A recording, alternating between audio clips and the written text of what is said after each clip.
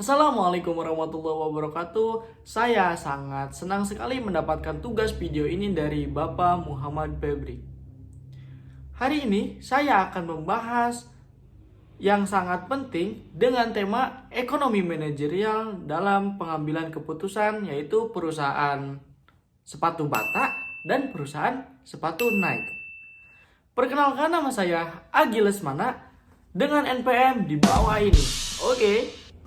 Saya akan membahas tentang sejarah singkatnya terlebih dahulu. Perusahaan sepatu bata ini didirikan pada tahun 1894 yang didirikan oleh bernama Thomas Bata. Kata bata sendiri ini tuh diambil dari nama orang ya, dan dijadikan barang brand. Thomas Bata ini tuh berasal dari negara Zain, Moravia. Kalau sekarang ini disebut dengan Republik Ceko. Tentunya pada saat ini banyak orang cerdas seperti Thomas Bata memanfaatkan peluang bisnis untuk dijadikan ladang cuan.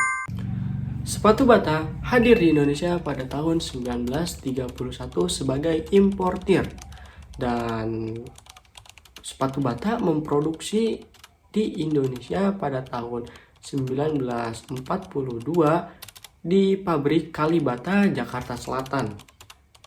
Akan tetapi tercatat di Bursa Efek Jakarta pada tahun 1982 sudah resmi menjadi bagian dari Indonesia.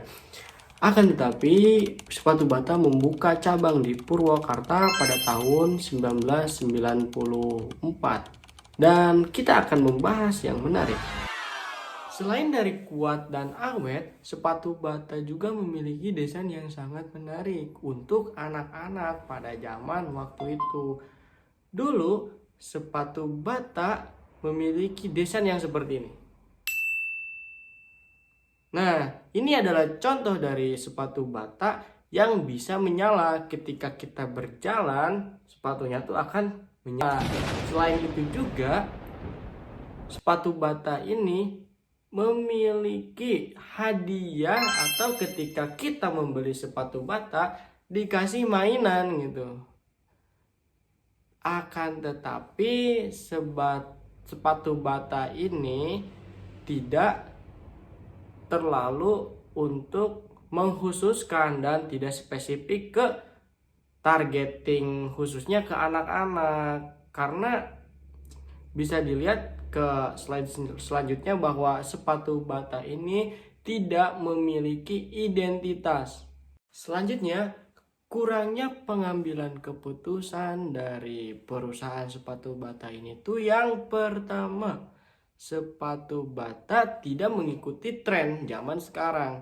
Ketika semua manusia aktivitasnya ikut untuk terjun ke olahraga, sepatu bata kurang dalam responsif terhadap tren ini, sehingga mereka itu ketinggalan. Yang kedua, tidak jelasnya identitas dari sepatu bata, karena sepatu bata ini semua aspek ada. Sepatu kerja iya, sepatu sekolah juga ada, tetapi mereka tuh tidak spesifik targeting utamanya, sehingga identitasnya tidak jelas. Terus yang ketiga, sepatu bata ini kurang responsif terhadap marketing digital. Salah satunya tuh e-commerce. Mereka sepatu bata telat dalam mempromosikan produk merekanya sendiri, sehingga mereka ketinggalan sama produk-produk yang lain. Kita akan membahas sejarah singkatnya terlebih dahulu dari sepatu Nike. Didirikan pada tahun 1964 oleh Bill Bowerman, dan dia itu sebagai pelatih atletik dan juga seorang temannya bernama Phil Knight. Dan ini juga sebagai atletik dan pembisnis. Pada awalnya mereka itu bukan sebagai produsen, tetapi mereka berdua itu sebagai distributor di perusahaan sepatu merek Onitsuka dari Jepang. Seiring dengan berjalannya waktu, pada tahun 1971, nama Nike sendiri itu diambil dari nama Dewi Yunani yang artinya kemenangan. Pada tahun 1984, sepatu Nike mendatangani kontrak bersama Michael Jordan sebagai pemain pesepak bola basket terhebat di dunia. Dan pada saat itu akhirnya Nike sendiri menjadi booming dan dikenal. Dan pada saat sudah mendatangani kontrak bersama Michael Jordan, sepatu Nike mengeluarkan produk baru yang bernama Air Jordan.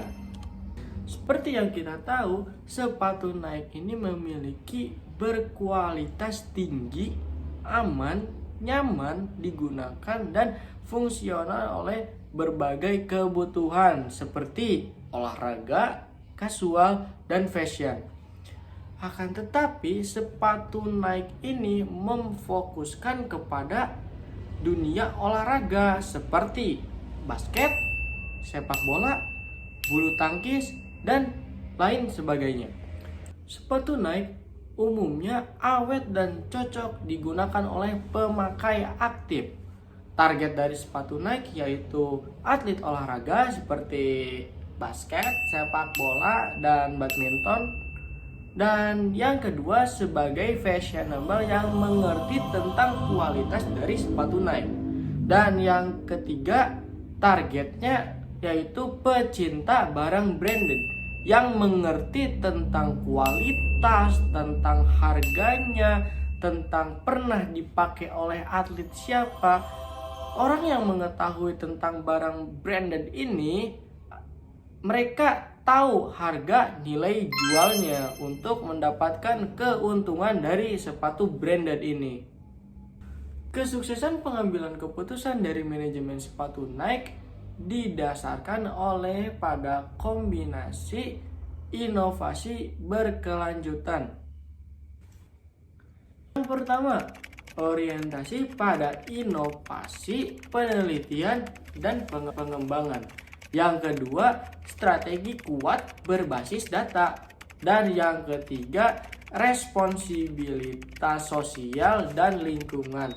Yang keempat, pengambilan keputusan untuk jangka panjang. Pembelajaran ekonomi manajerial yang kita dapat ambil, yang pertama, inovasi tiada henti, target pasar jelas, strategi kuat berbasis data, fokus pada tujuan inti, responsibilitas sosial dan lingkungan, dan yang terakhir, pengambilan keputusan untuk jangka panjang. Dan ini adalah referensi materi pembelajaran saya. Saya akan cantumkan di video sebelah sini. Dan terima kasih kepada Bapak Febri yang telah memberikan kesempatan untuk speak up, public speaking, dan ini sangat bermanfaat sekali bagi saya dan untuk kedepannya. Billahi taufiq wal hidayah. Wassalamualaikum warahmatullahi wabarakatuh.